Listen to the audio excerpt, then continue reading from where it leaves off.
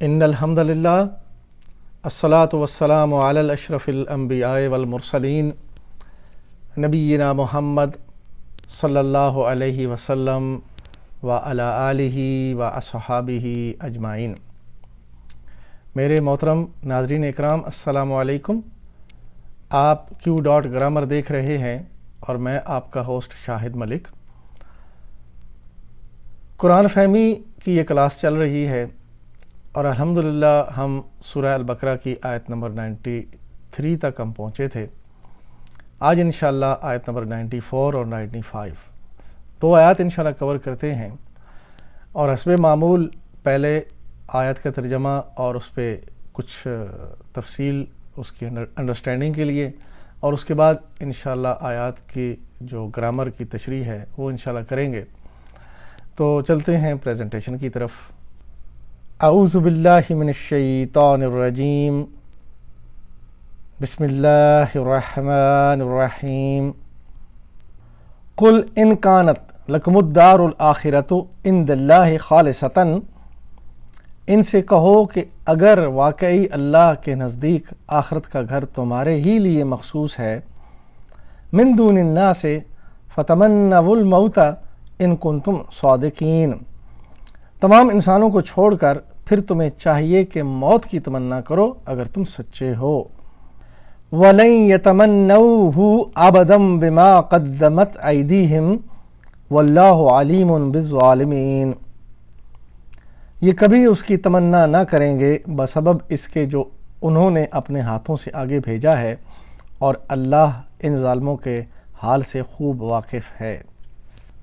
یہ دو آیات آیت نمبر 94 اور 95 آپ کے سامنے ہے، اور اس سے پہلے اللہ سبحانہ تعالیٰ نے فرمایا، یہ بنی اسرائیل ان کے قصے ہم پڑھ رہے ہیں، تو اللہ نے ان کو بتلایا کہ جب موسیٰ علیہ السلام تمہارے لیے کھلی نشانیاں لے کر آئے، واضح کتاب لے کر آئے، اور جب وہ لینے گئے تو اس کے بعد تم نے بچھڑے کی پوجا کر لی، اس کو معبود بنا لیا، اور پھر اللہ پاک نے تمہارے سروں پر پہاڑ کو معلق کیا اور تم سے زبردستی میثاق اللہ نے تم سے باندھا، لیکن اس کے باوجود تم نے کہا کہ ہم نے سنا، لیکن دل میں تم نے یہ باندھ لیا تھا کہ ہم نے اس کی نافرمانی کرنی ہے، اور کی، کیونکہ تمہارے دلوں میں بچھڑا ہی رچ بس گیا تھا۔ اب یہ ساری نافرمانیاں جو انہوں نے کی، ان کو پڑھنے اور سمجھنے کے بعد پھر اگر کوئی یہ سمجھے کہ وہ جنت میں چلے جائیں گے، کیسے ممکن تھا؟ لیکن انہوں نے تو امیدیں باندھ رکھی تھیں۔ وہ یہ کہتے تھے کہ ہم تو انبیاء کی اولادوں میں سے ہیں، اور ہمیں اگر آگ نے چھوا بھی تو کچھ دنوں کے لیے، ویسے تو ہم سیدھا جنت میں ہی جائیں گے، لیکن اگر ایسا ہوا بھی تو چند دنوں کی بات ہوگی، پھر ہم جنت میں چلے جائیں گے۔ تو ان دو آیات جو آج کی انشاءاللہ ہم کور کریں گے، ان میں یعنی آیت نمبر 94 اور 95 میں جو ہم نے ابھی پڑھی ہیں، ان میں اللہ تعالیٰ ان سے فرما رہے ہیں کہ اگر تمہیں یہ یقین ہے اور یا تمہارے ساتھ اللہ نے کوئی ایسا عہد کیا ہے کہ تمہیں جنت مل ہی جائے گی، تو پھر تم اس کی تمنا کرو۔ یعنی اگر تمہیں معلوم ہے کہ آخرت کا گھر جو ہے ساری دنیا سے ہٹ کر تمہارے لیے خاص مقرر ہے، تو پھر اس کی تمنا کرنی چاہیے۔ تم موت مانگو اور مر کے پھر اس جنت میں جاؤ اگر تمہیں یقین ہے، لیکن اللہ تعالیٰ نے فرمایا کہ یہ اس کی یعنی موت کی تمنا کبھی نہیں کریں گے۔ یہ اس لیے نہیں کریں گے کہ ان کے ہاتھوں نے جو آگے بھیجا ہوا ہے، انہیں معلوم ہے کہ ہم جیسے مریں گے پھر ہمارے اوپر عذاب آنا ہے، اور جنت تو کبھی نہیں ملے گی، تو اس عذاب کے ڈر سے کبھی یہ موت کی تمنا نہیں کریں گے۔ تو یہ آج ان دو آیات میں اللہ تعالیٰ نے ہمارے سامنے یہ بات رکھی۔ اب ہمیں اس میں سے کیا سمجھنا ہے؟ ہم بھی اسی طرح کے کچھ خیالات رکھتے ہیں کہ ہم چاہے گناہگار ہیں، چاہے کچھ بھی ہیں، ہمیں ان گناہوں کے جو ہے وہ ڈائریکٹلی بخشش کی امید ہے کہ ہم جنت میں چلے جائیں گے۔ حالانکہ اللہ سبحانہ تعالیٰ کا جو یہ کلام اگر غور سے پڑھیں سمجھیں، تو اللہ تعالیٰ نے جنت کا جو کرائیٹیریا ہمارے سامنے رکھا ہے وہ کچھ اور ہے، وہ صرف دعاؤں سے نہیں ہے۔ وہ تو اللہ تعالیٰ فرماتے ہیں کہ اطیعوا اللہ و اطیعوا الرسول لعلکم ترحمون، اگر تم اللہ اور اللہ کی نبی کی اطاعت کرو تاکہ تمہارے اوپر رحم کیا جائے، اور جب رحم کیا جائے گا تو پھر جنت ملے گی۔ تو جنت کمانے کا جو طریقہ ہے وہ اللہ اور اللہ کے رسول کی اطاعت کا ہے، نہ کہ گناہ کرتے جائیں اور اس کی کوئی پرواہ نہ کریں اللہ نے کیا فرمایا، ہمارے اوپر کیا ذمہ داریاں ہیں، کیا ہمارے اوپر احکامات ہیں، اور ہم کس طرح ان احکامات پہ عمل کر سکتے ہیں اور اس کے بعد ہم اللہ کی خوشنودی حاصل کر سکتے ہیں۔ ان باتوں کو سمجھے بغیر ہم یہ اللہ سے امید باندھ کے رکھیں کہ اے اللہ ہم کچھ بھی ہیں، ہم تو تیرے محبوب کی امت سے ہیں، تو ہمیں تو جنت میں لے کے جا۔ تو یہ امیدیں تو ہم نے بھی رکھی ہوئی ہیں، تو یہ امیدیں رکھ کر یہ ہمیں بتلایا جا رہا ہے کہ دیکھیں امیدیں تو انہوں نے بھی رکھی ہوئی تھیں، امیدوں سے کام نہیں چلے گا۔ علامہ اقبال بھی فرما گئے کہ عمل سے زندگی بنتی ہے، جنت بھی جہنم بھی، یہ خاکی اپنی فطرت میں نہ نوری ہے نہ ناری ہے۔ تو فطرت میں تو انسان جو ہے وہ نہ جہنم میں جانے والا ہے نہ جنت میں جانے والا ہے، وہ تو اپنے اعمال ہیں اس کے، عمل کرے گا تو جنت میں جائے گا، اور عمل نہیں کرے گا یعنی اعمال سے بے خبر رہے گا، جو کرنے کے کام ہیں ان کو چھوڑے رکھے گا اور جو نہ کرنے کے کام ہیں ان کو کیے چلے جائے گا، اور یہ سمجھے گا کہ ہم جنت میں چلے جائیں گے، تو یہ ناممکن ہے۔ تو یہی کچھ سمجھنا ہے ہم کو۔ اس تھوڑی سی کوشش میں یہ ہے کہ ہم خود سے قرآن کو اس قابل ہو جائیں کہ ڈائریکٹ سمجھیں اور غور و فکر کریں۔ اللہ سبحانہ تعالیٰ نے بھی اس قرآن پہ غور و فکر کی دعوت دی ہے۔ ایسا نہیں ہے کہ اندھوں کی طرح ہم جو ہے وہ کسی کے کہنے پہ چلتے جائیں۔ دنیا داری میں تو ہم بڑے جو ہے وہ پھونک کر قدم رکھتے ہیں، سوچ کر ہر ایک سے مشورہ کر کے اپنے لاہ عمل کو تیار کرتے ہیں، لیکن آخرت کے معاملے کو ہم نے صرف مولوی کے اوپر چھوڑا ہوا ہے، جو کہتے ہیں کہ یہ کر دو تو جنت مل جائے گی، ایسے کر دو تو جنت مل جائے گی۔ تو بھائیو پھر یہ بڑا ہی جو ہے نا اپنے لیے ایک ظلم کا معاملہ ہوگا۔ ایسا نہیں ہے کہ ہر بتانے والا آپ کو غلط بتائے گا، لیکن جو بھی بتا رہا ہے آپ جیسے دنیا کے معاملے میں سیکنڈ اوپینین لیتے ہیں، خود غور و فکر کرتے ہیں، اسی طرح جنت کے معاملے میں بھی کریں۔ جو بتلایا جا رہا ہے اس کو دیکھیں کیا یہ صحیح ہے، کہ اللہ کے کلام میں ایسا ہی ہے، کہ اللہ کے نبی نے ایسا ہی فرمایا ہے، تو پھر آگے بڑھیں۔ یہ بہت خطرناک معاملہ ہے۔ دنیا کے معاملات میں کہیں اگر ہم کوئی کاروبار کریں، کچھ بھی کریں، اگر کہیں ایک دفعہ غلطی ہو گئی، کاروبار جو ہے وہ فلاپ ہو گیا اور یعنی برباد ہو گیا، تو پھر بھی انسان سنبھل جاتا ہے، کچھ نہ کچھ اور کر لیتا ہے، پھر اس کے بعد اور اس کے پاس چانسز ہیں، تو کہیں نہ کہیں انسان کسی جگہ فٹ ہو جاتا ہے، کیونکہ جب تک زندگی ہے انسان کے پاس چانسز ہیں۔ لیکن آخرت کا معاملہ زندگی ختم ہونے کے بعد پھر چانس نہیں ملے گا۔ یہ دنیا ہی ہے جس میں ہمیں اچھے طریقے سے اپنی آخرت کے بارے میں سمجھ کے اعمال کرنے ہیں۔ ایک بار غلط ٹریک پہ چڑھ گئے تو پھر وہاں سے آنا ناممکن ہو جاتا ہے، اور وہاں سے جو لے جانے والے کبھی واپس پلٹنے نہیں دیتے۔ وہ کہتے ہیں یہ دوسرے لوگ ہیں، ان کی بات کبھی نہ سننا، یہ تمہیں بہکا دیں گے، حالانکہ وہ خود بہکا کے لے جا رہے ہوتے ہیں۔ تو یہ معاملہ ہے۔ تو اللہ سے ہم یہ دعا کریں گے کہ اللہ تعالی ہمیں قرآن کو سمجھ کے اس پر چلنے کی توفیق عطا فرمائے۔ اب چلتے ہیں ہم ان آیات کے جو گرامیٹیکل انالیسز ہیں اس کی طرف۔ قل ان کانت لکم الدار الآخرۃ عند اللہ خالصۃ، ان سے کہو اگر واقعی اللہ کے نزدیک آخرت کا گھر تمہارے ہی لیے مخصوص ہے۔ قل فعل امر ہے، مادہ قاف واو لام، واو حروف علت میں سے ہے، باب ہے نصرہ، اور ماضی کا صیغہ قالا، واو بدل کے الف میں چلا گیا تو قوالا سے قالا، یہ تعلیل کا عمل ہوا ہے۔ جہاں بھی حروف علت آئے گا مادہ میں اس کی تعلیل ہوگی اور کچھ شکل بدلے گی تھوڑی سی۔ فعل مضارع کا پہلا صیغہ یقولو، قالا یقولو، یہ قالا کا باب ہم نے اپنی گرامر کی کلاسز میں پڑھا ہوا ہے، لہٰذا اس لیے اس کی تفصیل آپ کے سامنے۔ قل فعل امر ہے، اور انت اس کے اندر واحد جو ہے وہ جس کو مخاطب کیا جا رہا ہے وہ موجود ہے۔ انت سے کہا جا رہا ہے قل، یعنی تم کہو، امر ہے ایک کے لیے، قل کہہ دو، اور کولو سب کے لیے ہوگا تو کولو، اور یہ واحد کے لیے قل۔ اور نہیں اگر منع کیا جائے تو لا تقل ایک کے لیے اور سب کے لیے لا تقولو. تو یہاں پہ اکیلے کے لیے امر ہے کل. ان کانت اگر ہے، ان حرف شرط میں سے ہے اور کانت فعل ہے اور یہ مؤنث ہے. مؤنث کیوں ہے اس کی تفصیل بھی بتائیں گے ہم. ان کانت مادہ کانت کا کاف واو نون فعل ناقصہ ہے. کانا کا ماضی کا پہلا صیغہ کانا، مضارع یکونو، یہ کانا یکونو. کانت کدھر ہے؟ کانت مضارع واحد غائب مؤنث کے لیے، اگر وہ یعنی مؤنث ہے. ان کانت مذکر اور مؤنث ادھر رائٹ سائڈ پہ مذکر ہوا کانا، یعنی ہوا کانا کے اندر موجود ہے، وہ تھا.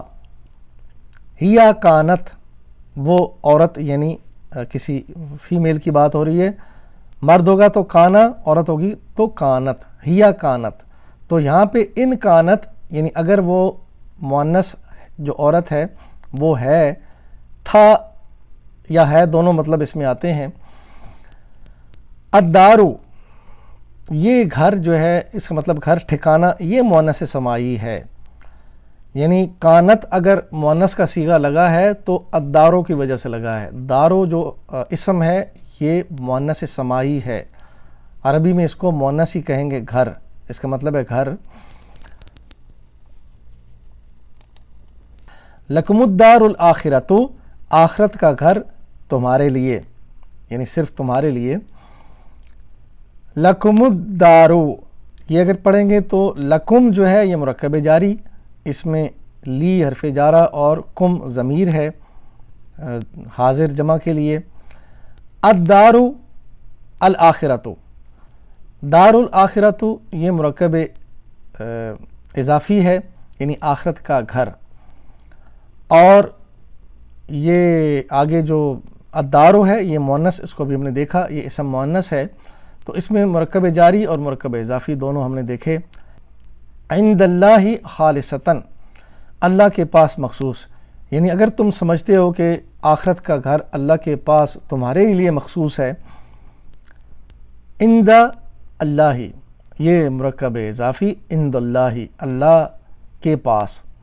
اور عند جو ہے ظرف مکان ہے، یعنی کسی جگہ کا ذکر ہو رہا ہے تو اللہ کے پاس وہ جگہ ہے، تو بنا عند اللہ مرکب اضافی. اور خالصتاً کیا ہے؟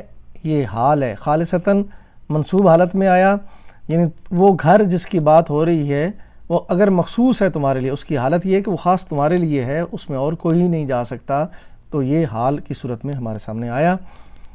آیت کے اگلے حصے پہ چلیں گے. من دون الناس فتمنوا الموت ان کنتم صادقین. تمام انسانوں کو چھوڑ کر، من دون الناس یعنی اگر تم سمجھتے ہو کہ وہ آخرت کا گھر تمہارے لیے خالص ہے، تمام انسانوں کو چھوڑ کر، فتمنوا الموت تو پھر موت کی تمنا کرو. ان کنتم صادقین اگر تم اپنے اس یعنی دعوے میں اگر تم سچے ہو. من دون الناس لوگوں کے علاوہ، من دونی مرکب جاری ہے، اور الناسی یہ دونی کے ساتھ جب ملے گا دون الناسی تو بنے گا مرکب اضافی. من دونی مرکب جاری اور دون الناسی مرکب اضافی، دو مرکبات ایک ساتھ ہیں، یعنی لوگوں کے علاوہ. دون الناسی فتمنوا الموت پس موت کی تمنا کرو. فا اس میں عاطفہ ہے تو آگے تمنوا الموت میں تمنو جو ہے فعل امر ہے، الموت مفعول بہی ہے. فتمنوا الموت تمنا کا جو مادہ ہے میم نون یا، باب ہے مزید فی کا تدبرا، اور ماضی کا پہلا صیغہ تدبرا کے وزن پہ تمنا، اور مضارع کا پہلا صیغہ یتمنو، تمنا یتمنو، تدبرا یتدبرو. دیکھیں مادہ میں یا جو ہے یہ حروف علت میں سے ہے تو تعلیل کے عمل سے کچھ شکل بدل گئی. فا جواب شرط ہے، اس سے پہلے ان کانت کے ساتھ ان جو ہے وہ شرط کے طور پہ آیا تھا، تو اب فا جواب کی یعنی جواب شرط کے طور پہ، اور تمنو یہ امر غائب مذکر کے لیے حکم ہے، جمع کے لیے، چاہیے کہ تم خواہش کرو۔ الموتا اسم منصوب ہے اور مفعول بہی ہے تمنو کا، یعنی کس کو چاہو، تمنا کس کی کرو، موت کی۔ ان کنتم صادقین، اگر تم سچے ہو، تو یہاں پہ ان حروف ناصبہ میں سے ہے اور اس کا مطلب ہے اگر، آگے کنتم فعل ہے، صادقین یہ اسم منصوب ہے، کانا کا اسم جو ہے وہ منصوب ہوتا ہے اور اس کی خبر مرفوع پیش کے ساتھ آتی ہے۔ تفصیل دیکھیں گے۔ صادقین، مادہ صاد دال قاف، باب ہے نصرہ، ماضی کا پہلا صیغہ صدقہ نصرہ کے وزن پہ، اور مضارع کا پہلا صیغہ یصدقو، صدقہ یصدقو، نصرہ ینصرو۔ صادقین کدھر ہے، اس کے لیے ہم صادقین کو سمجھنے کے لیے پہلے ہم دیکھیں گے کہ باب نصرہ میں فاعل اور مفعول، ناصر یہ فاعل ہے، مدد کرنے والا، منصور یہ مفعول ہے جس کی مدد کی گئی، اور نصر یہ مدد کرنا یہ ہے مصدر اس کا۔ صادق فاعل کے وزن پہ صادق یہ واحد کے لیے، اور اس کی جمع ہوگی صادقون۔ تو یہاں پہ صادقین آیا تو چونکہ یہ کانا کا اسم ہے منصوب حالت میں، تو منصوب حالت میں جب یہ جائے گا صادقون تو بن جائے گا صادقین، تو اس لیے صادقون بدل کے صادقین بنا۔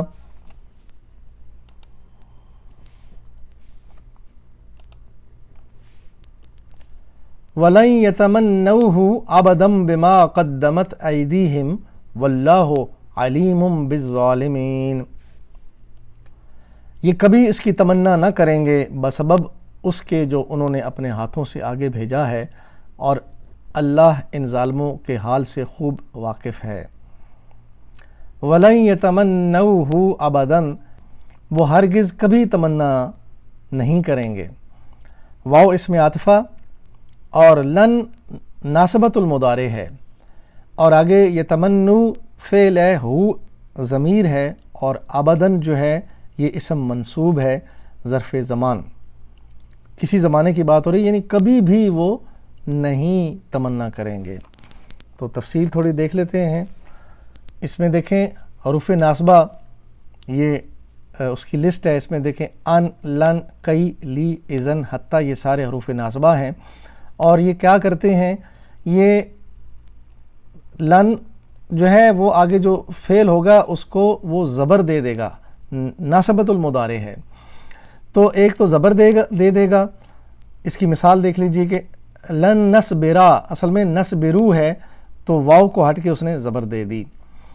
تو اس کے علاوہ لن کا مطلب مکمل نفی، مستقبل کے لیے خاص اور قیامت تک کبھی بھی نہیں، یہ اس کا مفہوم آتا ہے۔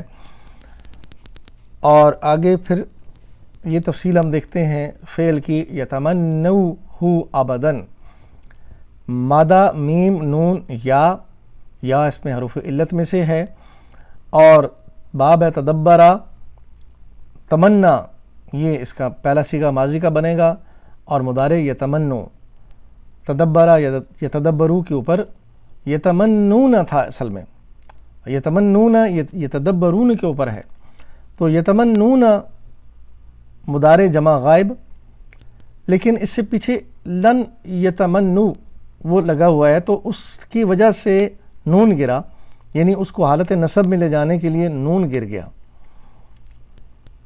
تو اس کے اثر سے نون گرا، اور آگے ہو ضمیر ہے، ابداً اسم منصوب ہے، اور یہ مفعول بہی کے طور پر ابداً آیا، اس لیے حالت نصب میں تھا۔ بما قدمت، بسبب جو آگے بھیجا، یعنی کبھی تمنا نہ کریں گے موت کی، اس لیے کہ آگے جو انہوں نے بھیجا ہوا ہے انہیں پتہ ہے، اس لیے وہ ڈر رہے ہیں۔ تو بیما مرکب جاری بنا، قدمت فعل ہے اور یہ مؤنث فعل ہے، مؤنث کے لیے یہ فعل مؤنث کیوں آیا اس کی بھی بات کرتے ہیں۔ قدمت مادہ قاف دال میم، مزید فی کا باب ہے سبہا، اور ماضی کا پہلا صیغہ قدما، مضارع یقدمو، قدما یقدمو، سبہا یسبہو کی طرح۔ قدمت ماضی واحد غائب مؤنث، یہ کدھر ہے؟ یہ یعنی اس مؤنث نے آگے بھیجا۔ مؤنث کا ذکر کیوں آیا؟ یعنی مذکر و مؤنث دیکھیں گے، ہوا قدما اگر مذکر ہے تو قدما آئے گا سبہا کے وزن پہ، اور ہیا قدمت عورت کے لیے قدمت، اور یہ مؤنث کیوں ہے؟ ایدیہم ہاتھ جو ہیں، یعنی دو ہاتھ مؤنث ہے، جسم میں جو دو حصے ہیں وہ مؤنث کہلاتے ہیں، تو ہاتھ دو ہیں، آنکھیں دو ہیں، گال دو ہیں، کان دو ہیں، ٹانگیں دو ہیں، تو یہ سارے اعضاء جو ہیں یہ مؤنث کے طور پر عربی میں بولے جاتے ہیں۔ تو آگے ہم جو ہے وہ ضمیر ہے۔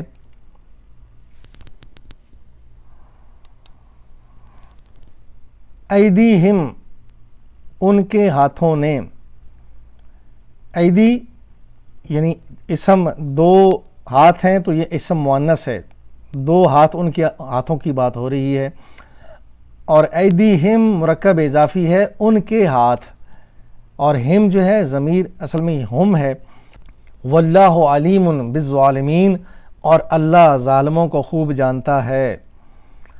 اس میں واو جو ہے وہ عاطفہ کے طور پہ ہے، اور اللہ مبتدا ہے، آگے علیم یہ خبر کے طور پہ آیا، اور بالظالمین مرکب جاری ہے، بی حروف جارہ میں سے، اور آگے ظالمین۔ اصل میں یہ ظالمون تھا، تو جب حالت جر میں گیا تو ظالمون سے ظالمین بنا، فاعلین کے وزن پہ یہ مجرور حالت میں آیا، یعنی بی کی وجہ سے مرکب جاری کے اندر اسم مجرور۔ تو الحمدللہ یہ دیکھ لیجئے سورہ البقرہ کی آیت نمبر 95 تک ہم نے پڑھ لیا ہے، اور آخر میں ہم اللہ تعالیٰ سے دعا کرتے ہیں کہ اے اللہ ہمیں قرآن و حدیث سے ہی ہدایت لینے کی توفیق عطا فرما، اور آخر میں اپنے آپ کو ہم اس دین کی خدمت کے لیے پیش کرتے ہوئے ہم کہیں گے میری زندگی کا مقصد تیرے دین کی سرفرازی، میں اسی لیے مسلمان، میں اسی لیے نمازی۔ محترم ناظرین، آپ نے دو آیات ملاحظہ کی، اور ان دو آیات میں ہم نے دیکھا کہ اللہ تعالیٰ فرما رہے ہیں کہ یہ بنی اسرائیل کی جو قوم تھی یہ امیدوں کے سہارے کھڑی تھی، اور انہیں یہ کسی نے امید دلائی، اور وہ یہ رکھتے تھے کہ ہم تو انبیاء کی اولادوں میں سے ہیں، ہم تو جنت میں جائیں گے، آخرت تو ہمارے لیے مخصوص ہے۔ تو اللہ تعالیٰ نے ان کے اس جو خیال کو وہ یکسر جو ٹھکرا دیا، اور کہا کہ اگر ایسا ہے تو پھر مر کے آؤ اس جنت میں، اس کی تمنا کرو۔ تو یہ معاملات بتلانے کا مقصد صرف یہی ہے کہ دنیا میں صرف امیدیں اور سہارے مت ڈھونڈیں، عمل کریں، وہ اعمال کریں جو بتلائے گئے ہیں، اور اس پہ شروع میں بات ہو چکی ہے، تو آخر میں بس اتنا ہی ہے کہ اپنی آخرت کو سنوارنے کے لیے، کیونکہ یہ معاملہ بہت سخت ہے، ایک ہی چانس ہے، زندگی ایک ہی بار ملتی ہے، مر کے دوبارہ واپس کوئی نہیں آئے گا، وہاں جا کے جب پتہ چلے گا کہ ہمارے اعمال برباد ہو گئے، ہم نے وہ اعمال کیے جو نہ اللہ نے کہے تھے، نہ اللہ کے نبی نے کر کے دکھائے، نہ ان کا کوئی حکم تھا، تو ہم تو انہی کو کرتے چلے آئے، تو وہاں سے واپس آنے کا راستہ بالکل نہیں ہے۔ وہاں پہ جب حساب کتاب ہوگا تو پوچھا جائے گا کہ کیوں نہ تم لوگوں نے اپنی زندگی میں سیکھا سمجھا، قرآن تمہارے پاس تھا، اللہ کے نبی کی زندگی تمہارے پاس تھی، تو تم نے کیوں نہیں وہاں سے ہدایت لی؟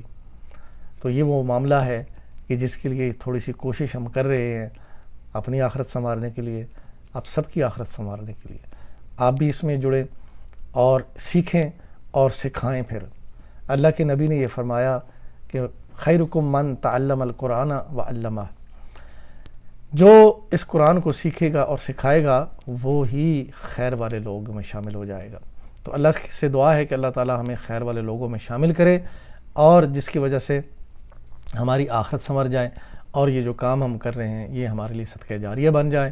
وآخر دعوانا ان الحمد للہ رب العالمین، الصلاۃ والسلام علی رسولہ الکریم